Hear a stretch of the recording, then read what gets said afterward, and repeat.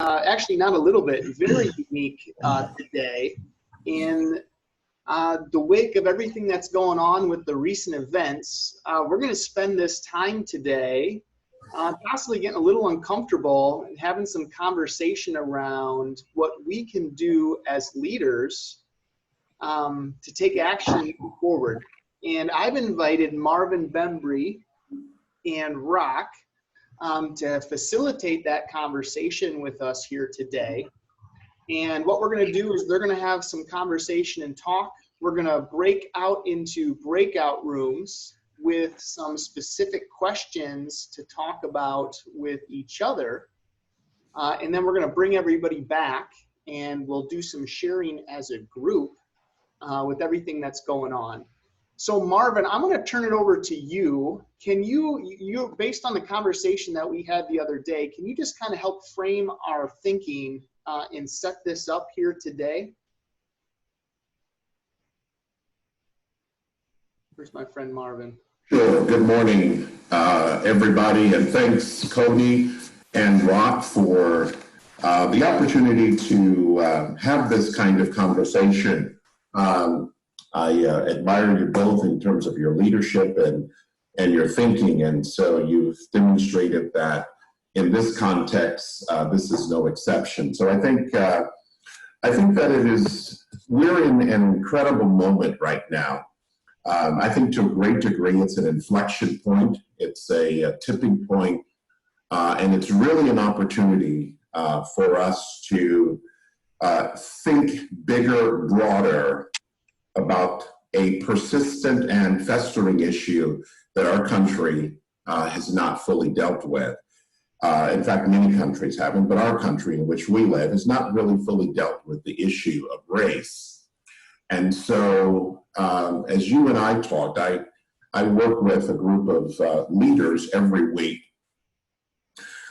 And one of the questions that I began to pose to them as I met with them this week, the issue of the day, the topic du jour, everybody's talking about this issue about race. Everyone's talking about the issue of George Floyd, police brutality, and other kind of issues that revolve around race. Is one, how are you processing this, right? How are you dealing with this? This is a group of leaders that I've worked with for quite some time. And so I kind of have a connection there with them. So how are you processing this? One, as a human. But then the next question is really, as a leader, how are you processing this?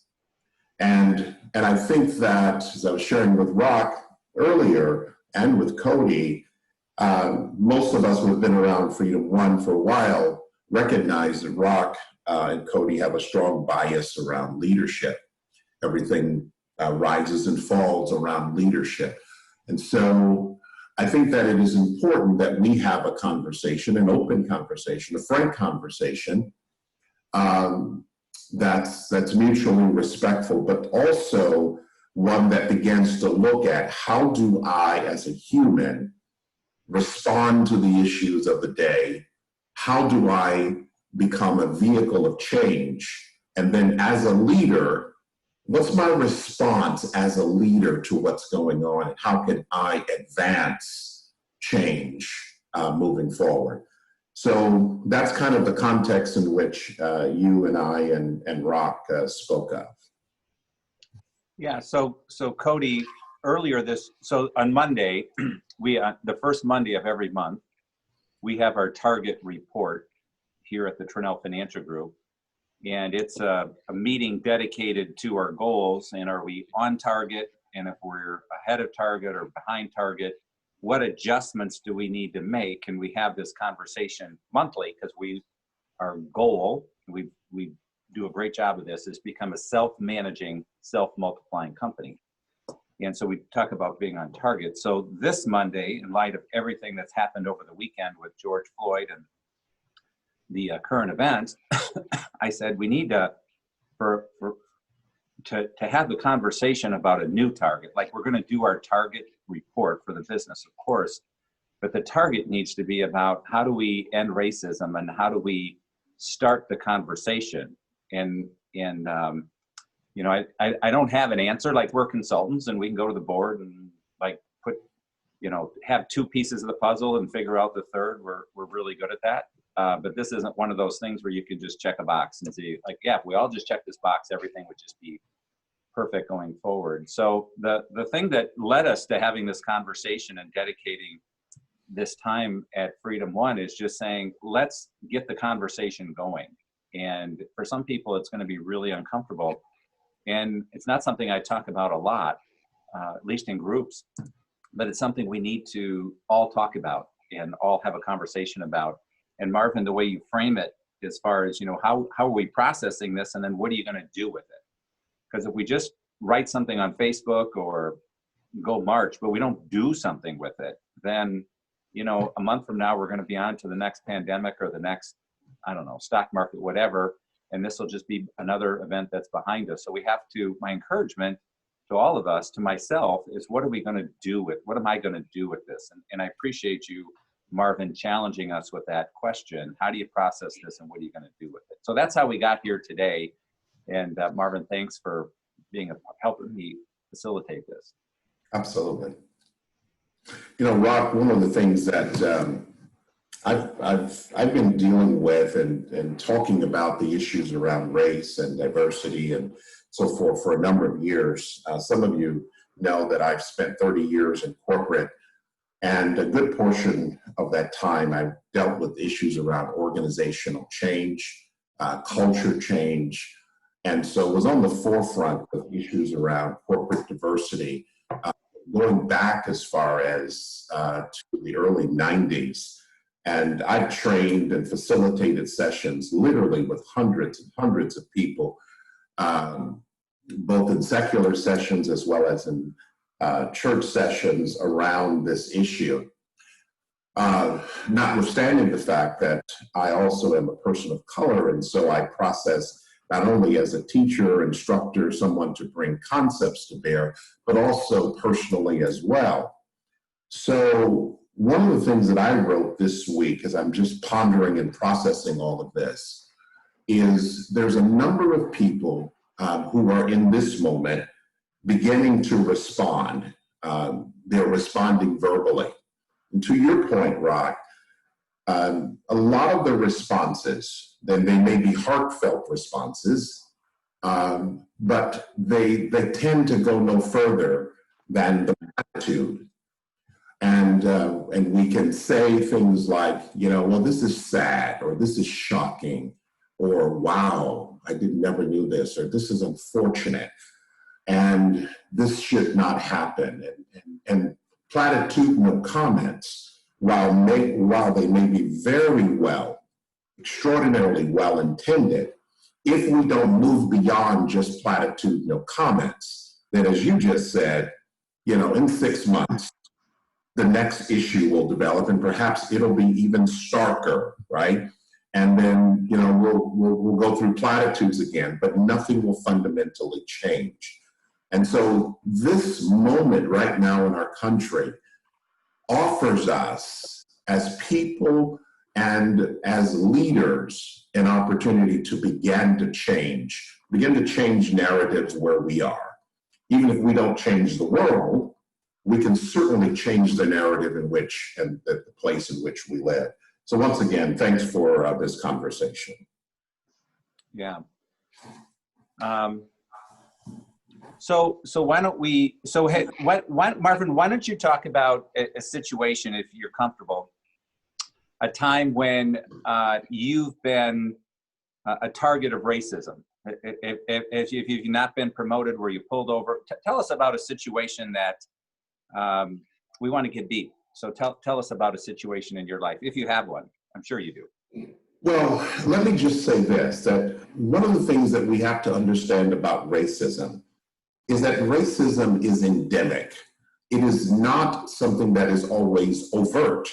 It's not something that you can always just point out and say, wow, I can tell that was racism because the person said to me that they were being racist, right? Rarely will you have that happen, right? So the systemic nature of racism means that it shows itself in a variety of insidious ways that may not always be obvious and overt.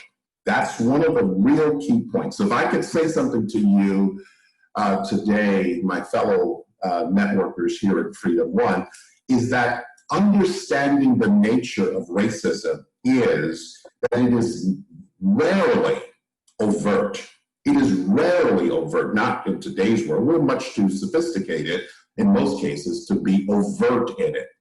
But the insidious nature of it is still effective. So let me give you a couple of examples of where I or family members have been a part of the insidious nature of racism, even though it's not overt, all right?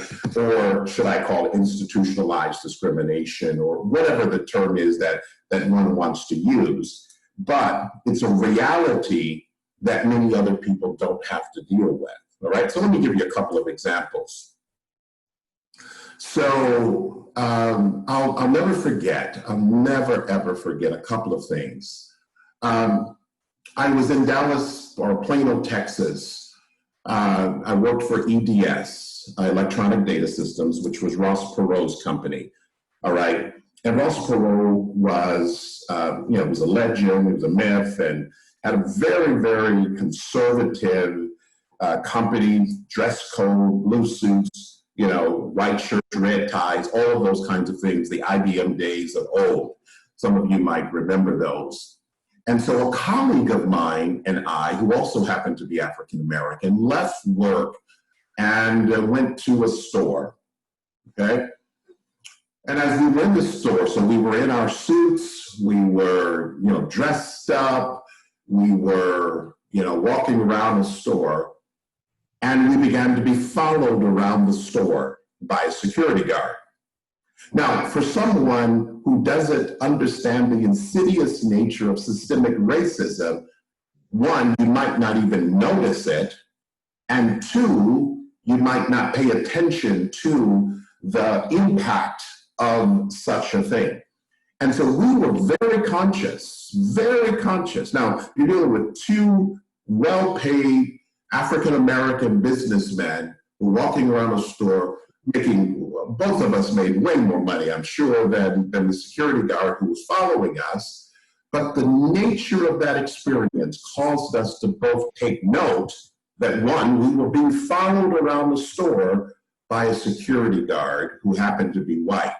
Now, the question is why, right? Why were we being followed? What were the beliefs and attitudes that were at work in that security guard that made him see that these two men were a potential target of criminal activity such that he had to keep his eye upon them? Now, you might say, well, that's okay. But no, the reality of that, and this is something that's really crucial, is Black people don't make this stuff up. We experience, and that experience there is replicated thousands of times around the country by people, right? So that was one interesting example. It was kind of funny and also kind of troubling at the same time that happened. Another example, being in corporate, I've been fortunate working for very large companies. I've been able to be on the forefront of change, hold wonderful positions of leadership, etc. But I'll never forget, I was leading a discussion, starting a discussion off about diversity, introducing a class about to start. And a very senior leader, now, but by the way, let me just say this. Most of my interactions in corporate and in some cases out of corporate are among people who are totally different than me, right? I'm used to, unfortunately, being the only Black person in a room or being the only Black leader or whatever. I want you to understand something here, though, that's not a reality that most of my Caucasian friends have to deal with.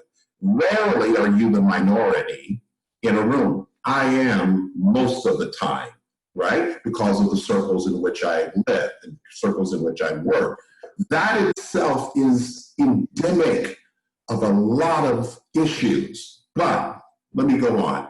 So I began to introduce this class, and that finished, and a senior white leader came to me afterwards. I want you to hear this carefully, because unless you've experienced this or know someone who has, you may not even understand the subtlety of what this leader said to me, right?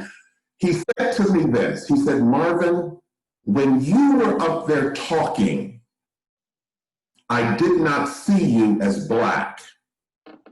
I saw you as one of us because you talk like one of us. I'll never, ever forget that.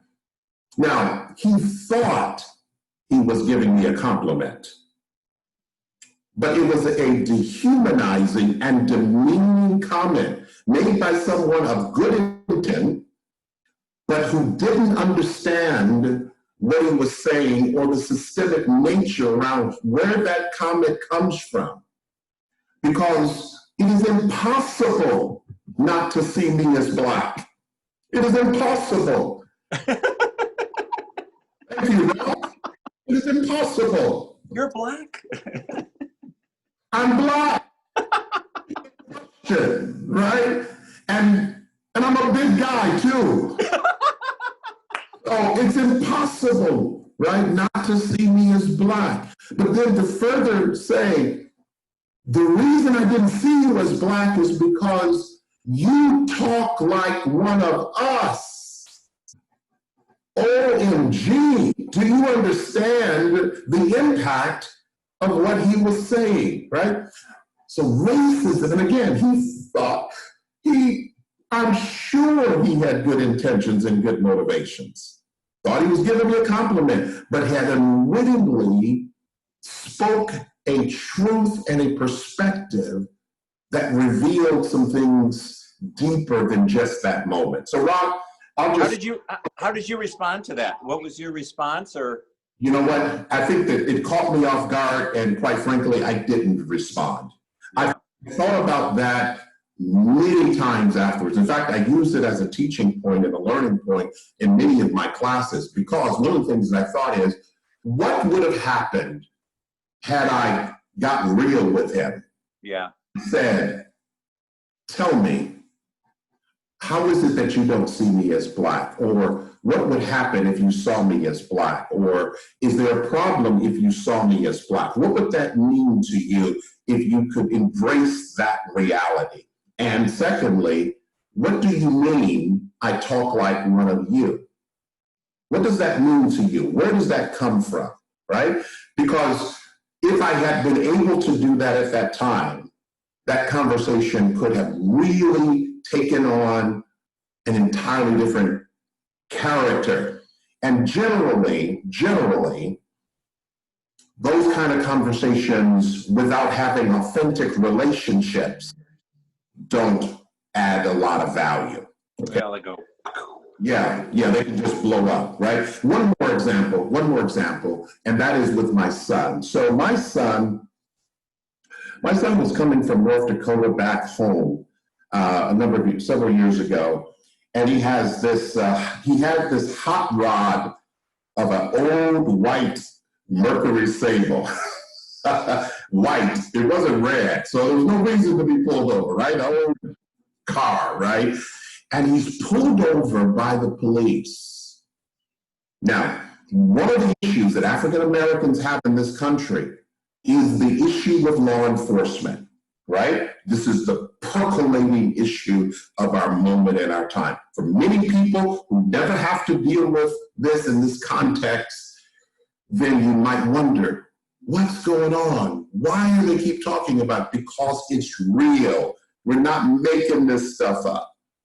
So here we have, I have my son who's coming back. He's driving down 94, and he's pulled over by the police. He's not speeding, he's not driving recklessly, he's nothing, he's just driving. And among Black people, you will hear this term, driving while Black. Driving while Black. Too many of us get pulled over only on the basis of the color of our skin. So here he is, driving while Black. And the officer pulls him over and says, that the bookmark tassel that's hanging from his mirror, that was a violation. Now he's on 94, right? Driving, at a high rate of speed, with 94. He has a bookmark tassel on his mirror. How many people have a bookmark tassel on their mirror, right? He says that that's the reason he pulls him over. Now, I'm incredulous at that notion, and I'm sure you would be too, if you were driving and the officer said, you shouldn't have a bookmark tassel on your rearview mirror. But this goes further. He comes up to the car and he begins to ask my son if he has marijuana in the car. And he lies and he says, I smell marijuana in the car. Do you have somebody in the car with marijuana? My son says, no. He calls for backup, right? My son's a young man in his 20s, being pulled over and now under suspicion of having marijuana in the car, which he has no. They ask him, could they search his car? And he says, sure, go ahead, right? And they search his car, they tear his car up. Obviously, they find no marijuana. But because he understands how to operate with law enforcement, the deferential perspective, the extraordinary deferential perspective that Black people are taught by their parents to have toward law enforcement, fortunately, he gets out of that moment, right? There's no apology, there's nothing. And here we have a moment. Now, here's a reality that many Black parents have with their children. It's called the talk. The talk about what to do if you're pulled over, right? It's not just the normal talk of be polite and so forth, but there's a level of, listen, this is a dangerous situation potentially. You want to get out. You want to get home safely. You want to get home alive. Why is it that around the country, Black people have to have this talk? It's because of the history. Now, as Rock said, this is uncomfortable. This is very uncomfortable, but it gives you an insight into the reality of another person's experience from their experience set. And by the way, it's not unusual. I'm saying it, but if you develop authentic relationships with people of a different culture, you'll find their reality, and it can be very different than yours. Thanks, Rock. Yeah, thank you. Can I tell you a funny story to kind of Hey, break? Rock. Yes. Willie Carter Hi, here. Willie. Yes. Just like Marvin, I spent over 30 years in corporate America. And I think one of the most insidious things about being Black in corporate America is exclusion. You're excluded a lot from a lot of things. Even I've been in positions like director and vice presidents, and you're excluded. I think that's a big issue. And and I've seen it not only with, in the case of my case, but also with women in the workplace, everything else. So exclusion is pretty terrible. Yeah, thank you. Aki, do you have anything to share? Yes, I got plenty, but we don't have the time. No, we keep it brief. But I experienced everything that Marvin is talking about. I went through, and I'll just give you a quick one. When I was working for Ernst & Young in Dallas, in my suit again, I had just bought my first brand new car back in 1986. It was the Toyota Celica, the kind of bubbly looking one. And in that first week that I owned that car, I was pulled over 4 times. 4 times by different cops along the way between my house and downtown Dallas going to work. They thought you stole it? Well, yeah, I was actually asked that, do you own this car? Can we say registration that you own this car? For no other reason. I wasn't speeding. He had no reason to pull me over. That's one. I have been followed in stores as well. It got to the point where I used to work, when I was at school, I worked in a hospital, in the pharmacy, and one of the pharmacists there, a female lady, I met her at a JCPenney in the mall, and I said, hey, hi. She was with her family, I think. She just looked at me as if she didn't even know me and walked off. Wow. When I confronted her at work the next time I was there, she said, I didn't see you. Like Marvin, I am not that small. I am smaller than Marvin, but not that much. Like you couldn't see me in the mall. I said your name and I said hi. Yeah. So again, it's subtle ways, it's not so subtle ways. The talk Marvin mentioned, if my kids go out at night, I don't sleep until they get back home. I don't sleep because you're always waiting for that phone call, hoping you don't get it. Yeah. And the talk, we all have had the talk, we've all had to give the talk to our sons. But again, I want to tell you now, it's not only white folks who do this stuff. There was a Vietnamese store that I like to go to around here. And it seems like every time you walk into the store as a black person, somebody is following you. So people do it, like Marvin says, unconsciously. It's so in the system that it's insidious. You don't even know you're doing it. But we need to, if anything, I would challenge everybody to be more aware. Be more aware of things that are happening around you, what you're saying, your reaction, and how other people are reacting. And if need be, please open your mouth and say something. When good people say nothing, bad things happen. That's what we saw happen to the guy on the guy. That man was so comfortable with his knee on his neck, his hands in his pocket. He didn't see him as a human being. Because if he saw him as a human being, he would not have treated him that way. Yeah. So that's what I have to say. Thank you. Sarah, you're on the you're on the Zoom call, correct, Sarah? Good morning. Good morning, Sarah. And I don't mean to put you on the spot. We haven't talked about this ahead of time, so you don't need to comment at all if you're not comfortable. But Oh no. do you have any thoughts? I do. First, I want to apologize for the experiences people have had with law enforcement. Of course, that's not the majority of us, and unfortunately, some of those people are not weeded out like they should be. But you know, something that Marvin spoke about was you know, his son, and as most of you know, I have a 5-year-old. My son is not mixed with Black, but he is biracial, and we are very close with some friends who adopted a little girl who is biracial as well. And we've been talking about, you know, what is age appropriate to talk to these children right now. We don't know. It breaks my heart that our world is experiencing this, that we aren't farther along than we should. And I don't know how to inform my child of what is happening. I'm sorry. It's been tough because we are open-minded here. We are inclusive here at the sheriff's office. And when all of this is happening and people are hurting one another all over our country, there's times where we feel helpless and what can we do? Because people then assume that we're all bad. Right.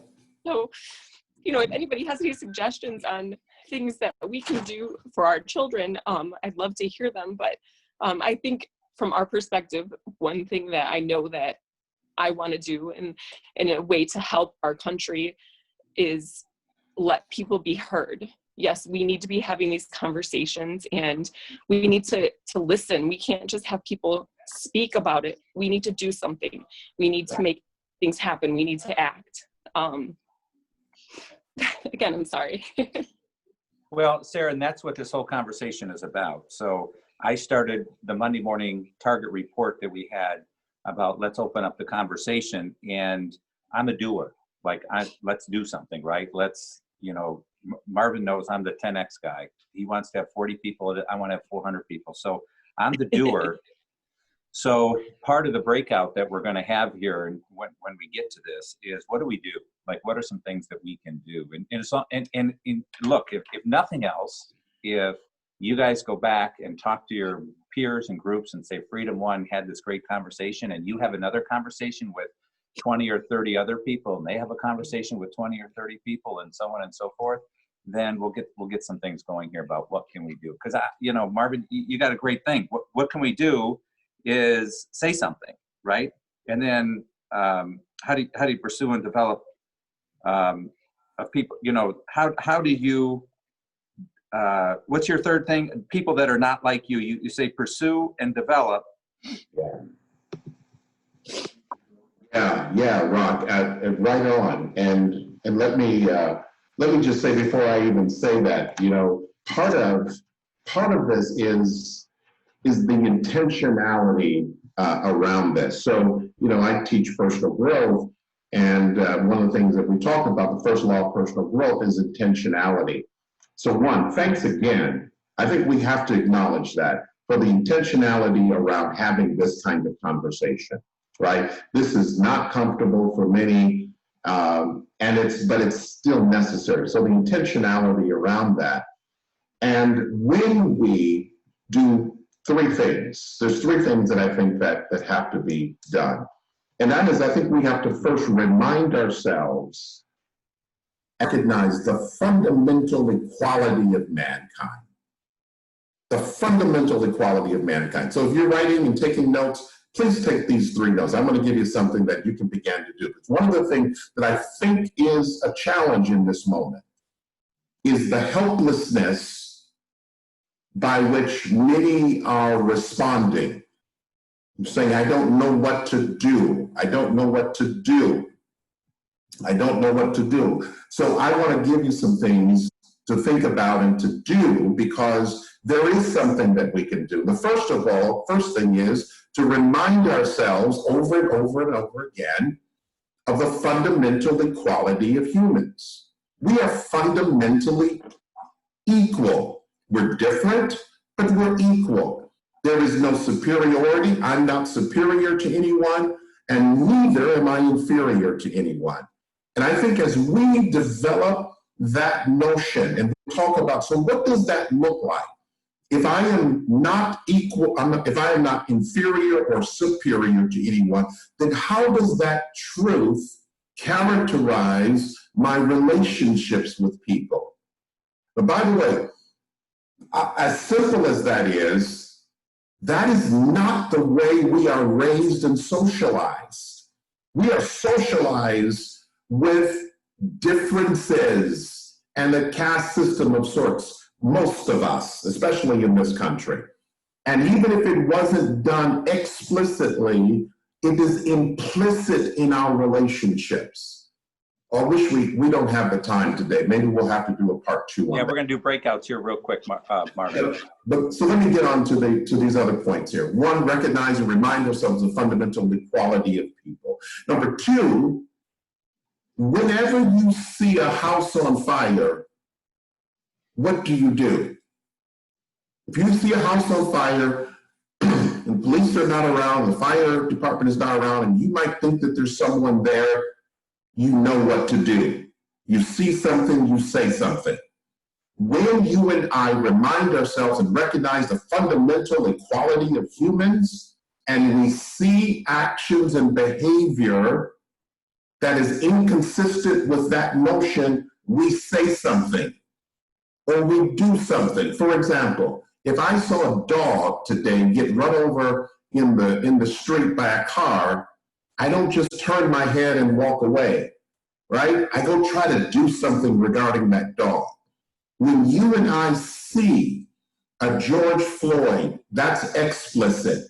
Or when we see in our corporations, in our country, the effect of bias, we don't just turn our head because it's convenient. I don't want to get involved in that.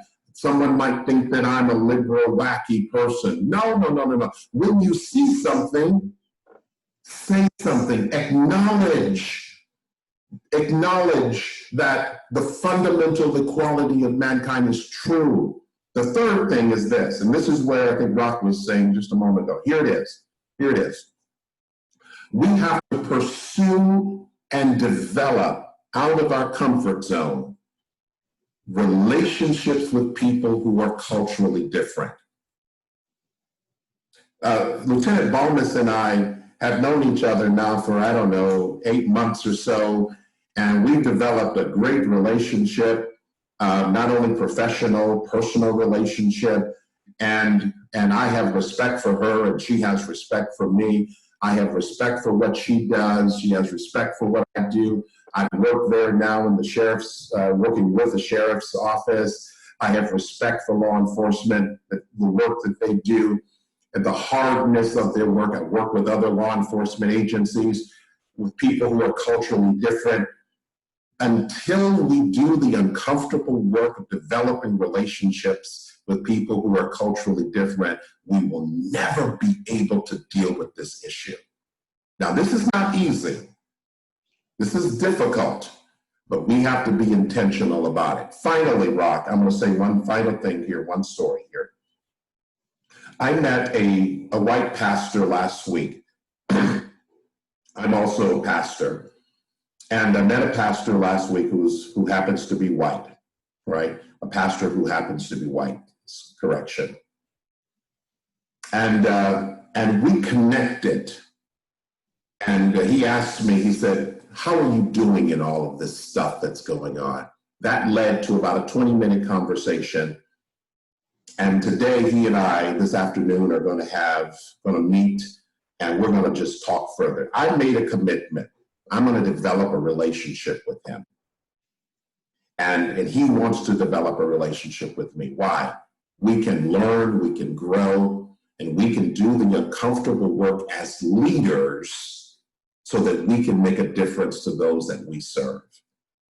It's not easy. It's not always going to be fun. It's going to be difficult. It may be strained at times.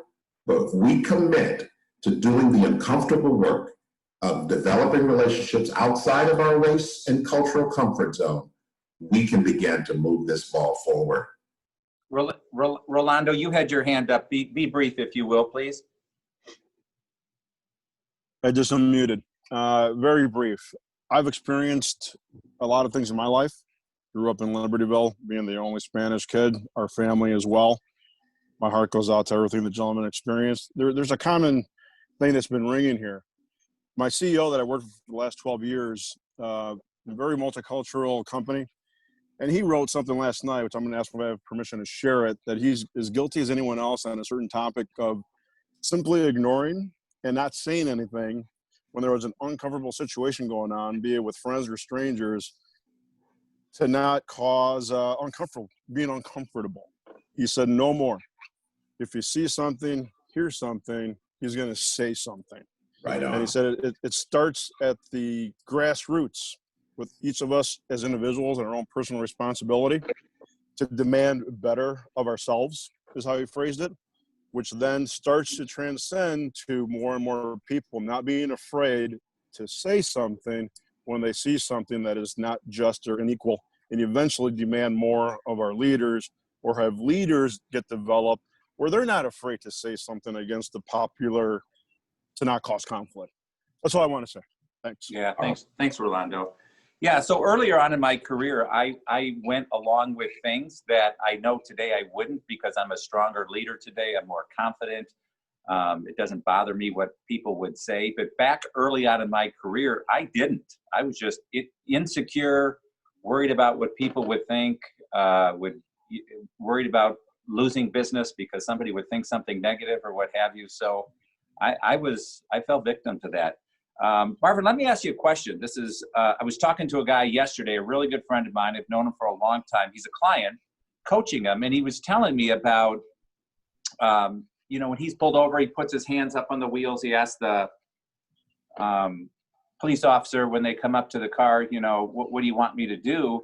And I said, why do you do, I don't understand, why do you do that? He goes, well, I'm black. And I said, you are? I didn't know. And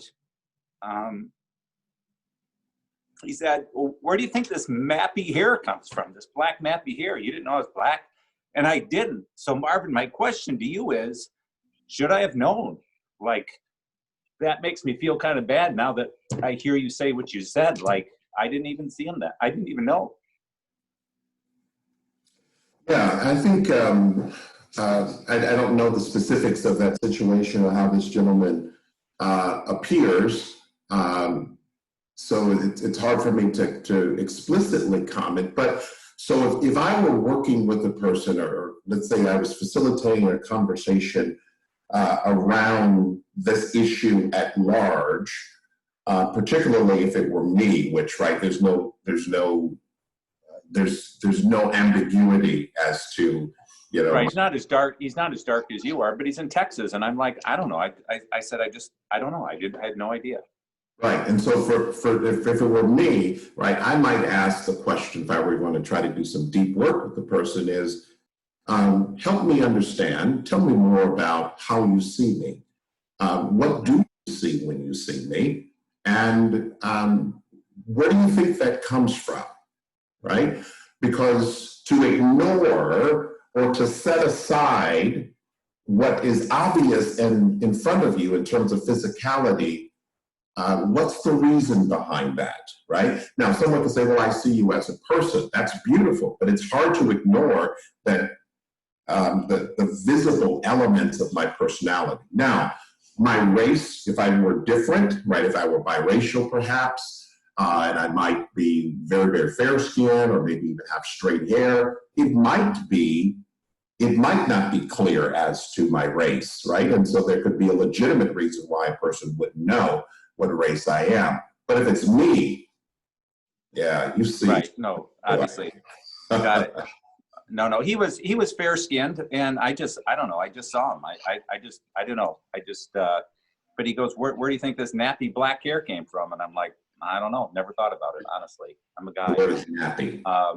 But look, so, you're right though. I mean, again, you shouldn't see people first because of the color of their skin. You see them as a person first of all. And I wouldn't fault you if this guy was light skinned and you didn't think twice about it. That's natural, and that's the way it should be. You shouldn't first say, oh, he's a black man, so this is the level of the way I'm going to treat him, I'm going to behave towards him, and he's a white man, that's the way I'm going to treat him. So I don't blame you for that. I mean, it's not always easy to tell. People can be mixed, and they identify as black or white, depending on what preference they want. So I wouldn't blame you for that. Okay, I didn't want to be, anyway, so Cody, are we going to go to some groups here, or what do you think is appropriate? Yeah, so Bruce wanted to give a shout out to Norm Roth and Al Spletta for birthdays today. So happy birthdays, not today, this week. So happy birthday, guys, on that. So what we're going to do is we're going to go to breakout session for the next about 12 minutes or so. And then Kristen's going to bring us all back here. And what we'll do is if you feel comfortable sharing one or two of the actions that you're going to take, we'll ask you to share those in this group. So these are the two questions. Kristen's also going to put these in the chat room, but one is, how are you processing this? And the second one is, what are you going to do? What are you going to do, right? It should be an actionable item. Marvin and several of the others have given some really great starters for us to get us thinking on that. But Kristen, why don't you send us away to our breakout rooms to have some really positive, open conversations around an uncomfortable topic. Thanks, everybody.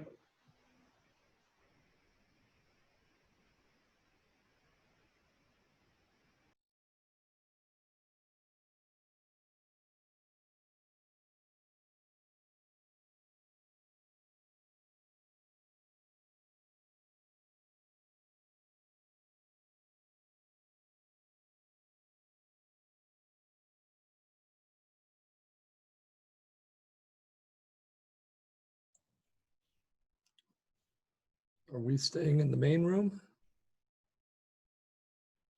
You're muted, Paul. I guess so. Yeah, I said the same thing. So I keep waiting for the little thing to pop up. Good morning. Or we Norman. didn't Happy get birthday. the invitation. oh, there you go. I guess I got pulled. There we go. I got one now. Are you frozen, Norm? Oh, me too.